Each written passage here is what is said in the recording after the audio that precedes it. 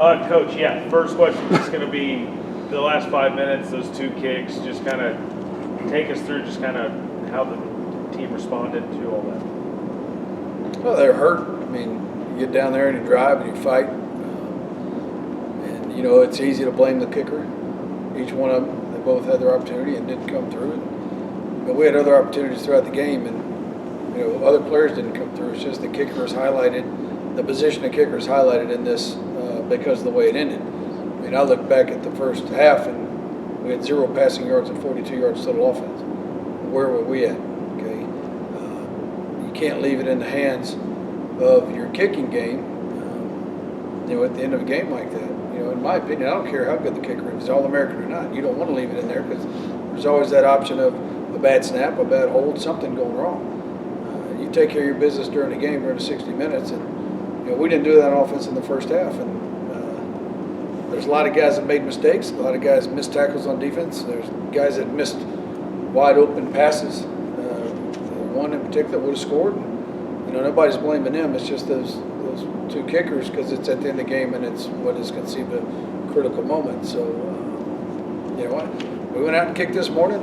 Each of them kicked 50 field goals. And I know they kicked 50 because I was holding for them. And Mauricio was 50 of 50. And you just wonder, how do you got to get them their mind mentally right to go out and kick in front of a crowd and under the lights and under that pressure. And we're doing it. I think that me sitting there looking over them, hold the ball, gets a little pressure on them because I'm talking to them all the time. So, they don't go out there to miss the kick.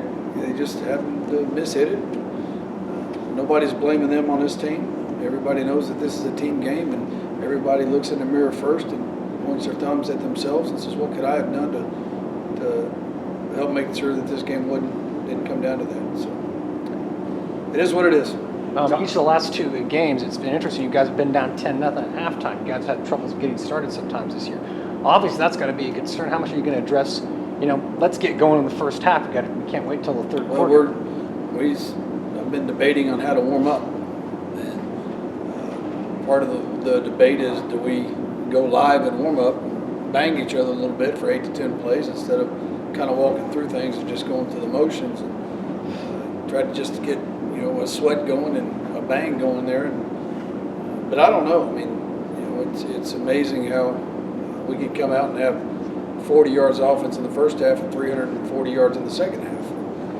Defense played their tails off the entire game, kept us in the game. You take away the long kickoff, and that's 7 points that might be erased. You don't know if it is or not. But I don't. We're looking for answers for that, and we're going to try everything we can to come out fast. You're not alone in that. I mean, there's NFL teams that have that issue. I mean, is it? I mean, just preparation or whatever it might be that would get you ready.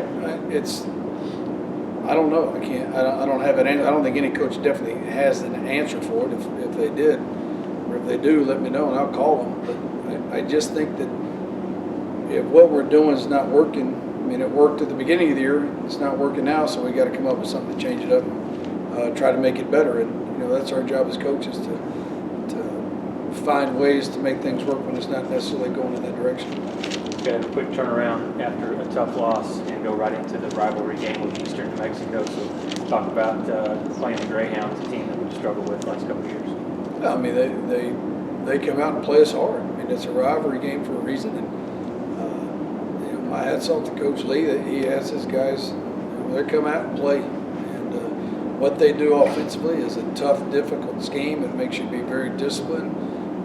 But they're very physical when they get after you. And the offensive line will come out and they'll hit you in the mouth and they'll cut you. Running backs run hard. Wyatt Strand, the quarterback, is, in my opinion, for what he does for their offense, best player in the league. And he doesn't have the numbers throwing wise. But he can run and he directs that offense. And they give him a play call and he looks at what's out there and he makes the calls. And I think the thing that has really hurt us is, offensively in the last 2 years, we hadn't been able to do anything. We've got a 3-yard drive for a touchdown, and they have shut us down, and we've got to get our offense going from the get-go. They're going to hold on to the ball. They're going to have a lot of possession time, and and that's what they do. And we're going to have to, get on the board. It's going to be, we can't score 17, 14 points and expect to win this game, because they are, with what they do and how they do it, they're very, I'm going to say systematic, but they're very dang good at that system. You've had a couple of years of the rivalry, but this is your first time to go to Portales. Decided to go to that place. Always excited to go see a place you haven't ever been to, and I hear their crowd is very energetic, very lively, and I'm excited to go down there and take our team down there and play in that type of situation. And, you like that, I thought our crowd got a great. Their coaches from Angelo last week, they've been those fans behind us were awesome, because we need that type of thing at our place, and that's what it'll be like at Eastern Mexico. So we're looking forward to going down there. We know we got our hands full with what they do, and very talented, very athletic, very well coached, a solid, disciplined team. We'll go out there and shoot it out and see what we can do. Each of your last 2 games, your defense has played very well. It's kept you in the games. And you were able to win with it against UTPB, and it kept you guys in it against Angelo this past week. Are you kind of looking at it and thinking, we've got a good enough defense to win some games in this league, and that defense is going to keep you afloat, you think, a lot of the times in what's left of the season? If you look at going into games, going into playoffs, going into late in the year, the teams that are playing really good defense are the ones that are showing up. And, doesn't mean that good offenses don't win games and come around, but I think you got to have the combination of two. Again, our defense is really playing well. Didn't get any turnovers except for the one fumble. But our offense has got to come alive, and it's got to do things like it was done at the beginning of the year. I mean, everything's great when you're averaging 40 points a game, and now we're getting into some teams that are in the conference that are a little more physical, a little better than defensively than what we faced, and we got to pull our belts tight and go to work. You guys have a couple Panhandle players on your team. Eastern's got Paul Terry's from Randall. They got a couple guys from Paladuro. What's that say about just talent in the Panhandle as well as West Texas? These two D2 schools are playing. There's a lot of local talent playing for each other. Yeah, I think that number one, we are recruiting against each other for that talent. Number two, it just shows that there's a place to go.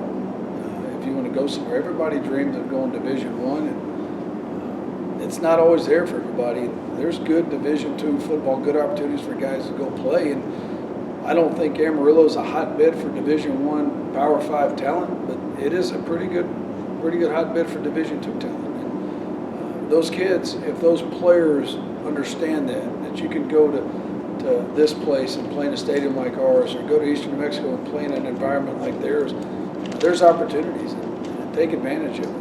If you want to play, you don't have to be a Division I football player to play college football. You just go out and play.